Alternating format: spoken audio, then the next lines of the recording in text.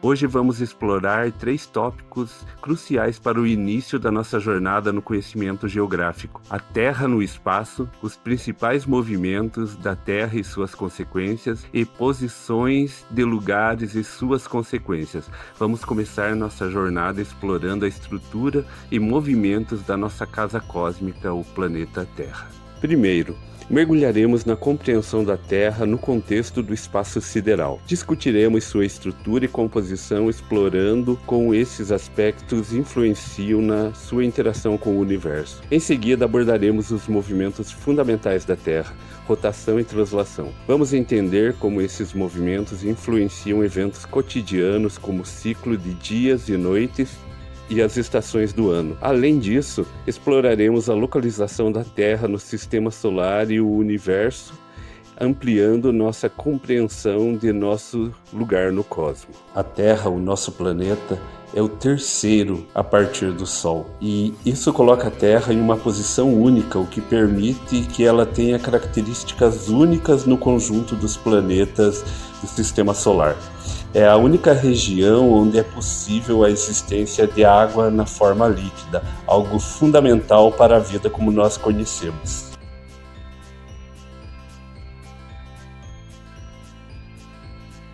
Nesse passeio, influenciados pela gravidade, a Terra e os outros planetas descrevem vários movimentos que, vistos em conjunto, parecem uma dança cósmica.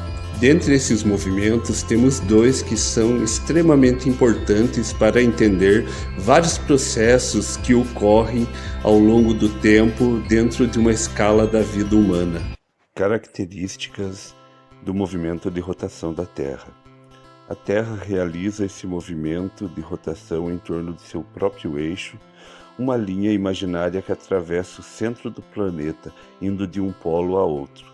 A rotação terrestre ocorre no sentido anti-horário de oeste para leste. Isso explica o nascer do Sol a leste e o poente a oeste. A duração média da rotação é de 24 horas, mais precisamente são 23 horas, 56 minutos e 4 segundos, conhecido como dia sideral. Quando usamos o Sol como referência, a duração é de aproximadamente 24 horas. A velocidade de rotação é de cerca de 1.669 km por hora na região do Equador.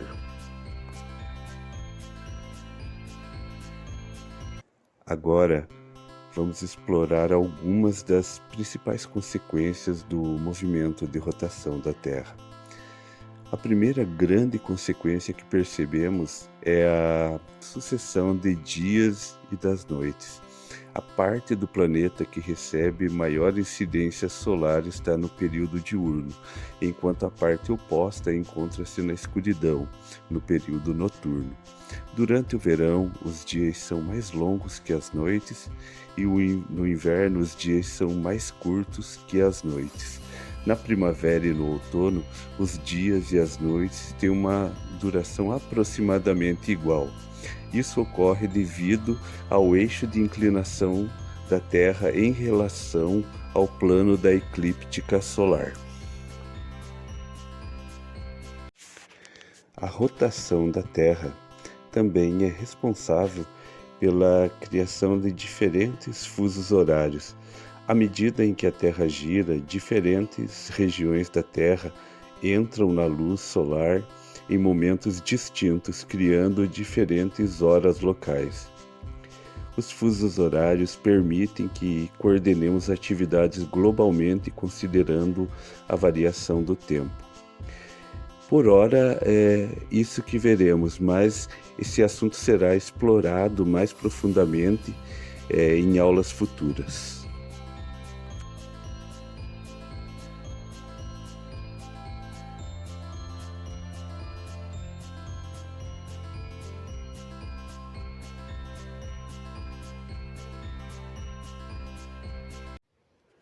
Outra consequência da rotação da Terra é a dilatação equatorial e o achatamento dos polos. Devido à rotação, a região próxima da linha do Equador sofre uma dilatação, tornando-se mais larga, e os polos, por sua vez, podem sofrer um achatamento, pois a força centrífuga empurra a matéria para fora no eixo de rotação, alargando o equador. O ano bissexto. O período de translação da Terra é de aproximadamente 365,2 dias. Isso não coincide exatamente com o ano civil de 365 dias. A cada 4 anos, acumulam-se horas extras que formam um dia adicional de 24 horas. Esse dia é acrescentado ao calendário em anos bissextos, tornando fevereiro um dia maior, com 29 dias. A órbita elíptica da Terra resulta em variações na distância entre o planeta e o Sol. O ponto mais próximo é chamado de periélio e o mais afastado é afélio. Outro desdobramento importante do movimento de rotação da Terra é o surgimento da força de Coriolis. A força de Coriolis surge da soma da força do deslocamento da Terra no sentido oeste para leste, no seu giro, e da força de deslocamento dos fluidos que fluem de norte para sul e de sul para norte, dependendo do hemisfério. A soma desses movimentos cria um terceiro movimento. Nos oceanos, a força de Coriolis tem o seguinte desdobramento. As correntes oceânicas são movimentos contínuos de água nos oceanos influenciados por uma combinação de fatores, incluindo a rotação da Terra. A força de Coriolis desvia as correntes oceânicas, criando padrões de circulação distintos em cada hemisfério.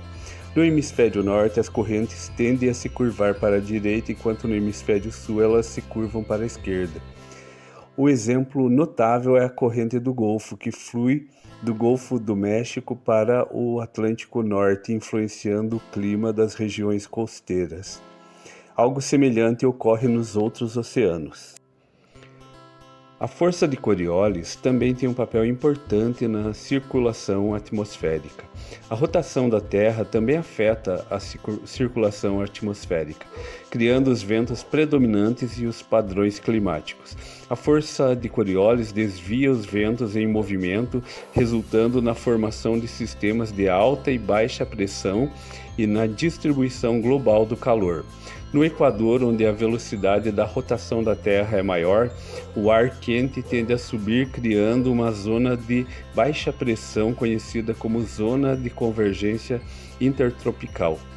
Nos polos, o ar frio e denso cria uma zona de alta pressão, induzindo a descida do ar e formando os ventos de oeste. O segundo movimento é o movimento de translação. A Terra realiza esse movimento em torno do Sol seguindo uma órbita elíptica.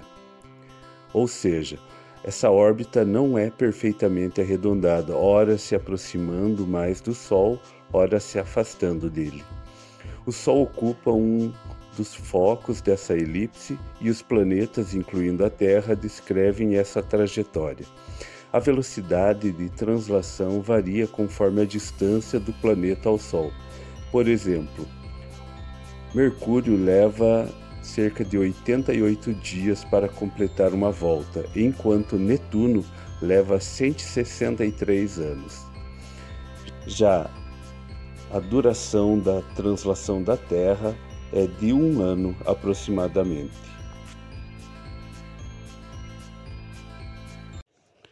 A primeira consequência que conseguimos detectar do movimento de translação da Terra é a sucessão anual de estações. Tudo isso ocorre devido à diferença no eixo de inclinação da Terra em relação ao plano da eclíptica do Sol. A inclinação do eixo da Terra é crucial para as estações. O hemisfério norte e sul experimentam estações opostas. Quando é inverno no hemisfério sul, é verão no norte e vice-versa. Isso ocorre pelo fato de que uma das duas áreas, um dos dois hemisférios, vai receber mais luz em um determinado momento do que outro, o que eleva a temperatura e faz com que todo um conjunto de processos atmosféricos ocorra naquela região, naquele momento, enquanto algo diferente ocorre na outra região, no outro hemisfério. Outro fato interessante em relação a isso é que exatamente por conta disso nós temos os chamados equinócios e solstícios. Os equinócios são aqueles dois momentos em que a iluminação recebida por cada hemisfério é aproximadamente igual. Orientação pelo Sol e pelas estrelas. A habilidade de se orientar usando o Sol e as estrelas é uma aptidão fascinante que conecta as pessoas à natureza de uma forma única.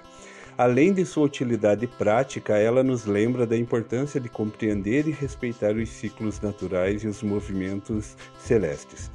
Dominar essa habilidade pode ser um tanto uma experiência gratificante quanto uma ferramenta valiosa para a vida.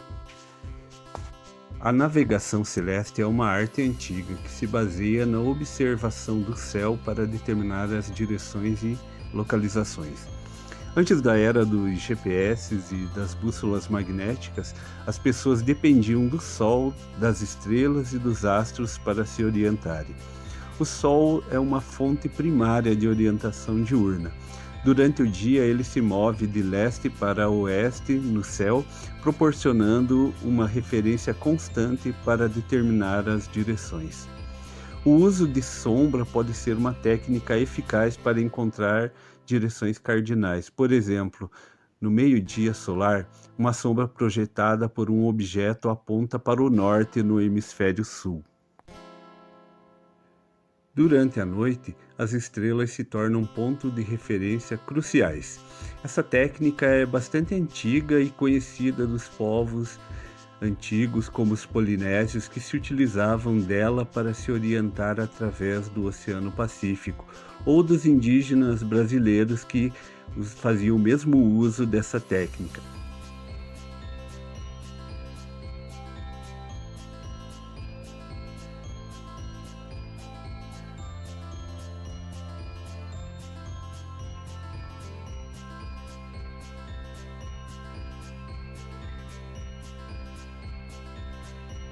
A estrela polar, também conhecida como Polaris, é especialmente útil no hemisfério norte para encontrar o verdadeiro norte. Ela está localizada próxima do Polo Norte celeste e é quase fixa no céu noturno. No hemisfério sul, a mesma função é desempenhada pelo Cruzeiro do Sul, que é uma constelação proeminente que pode ser usada para se localizar. Além de usar o Sol e as estrelas diretamente, os navegadores tradicionais também usavam instrumentos como o astrolábio e o sextante para determinar a posição e a direção com mais precisão. Esses instrumentos são baseados em princípios astronômicos e trigonométricos que exigem algum conhecimento técnico para operar. Mesmo na era moderna, o conhecimento de navegação celeste pode ser útil em situações de emergência, como perder-se em uma trilha ou em alto mar com falha do GPS. Além disso, compreender os princípios básicos de orientação pelo Sol, pelas estrelas, pode ser valioso para quem se interessa por atividades ao ar livre, como camping, trekking e navegação marítima.